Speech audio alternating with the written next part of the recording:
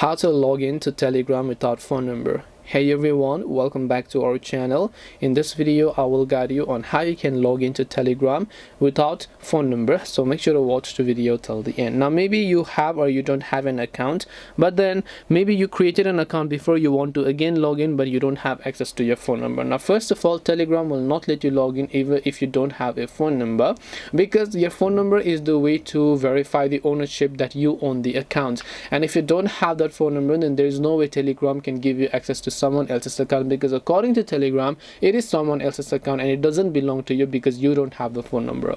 Now just in case you're lucky, if you have your Telegram account logged in on other devices, it will send a code to those devices instead of your phone number, so you can actually enter the verification code that will get sent to other devices if you're interested in that.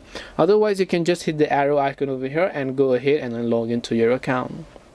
This way you should be able to log into Telegram without phone number. Hope this video was very helpful. If you have got any more questions, feel free to leave them down below.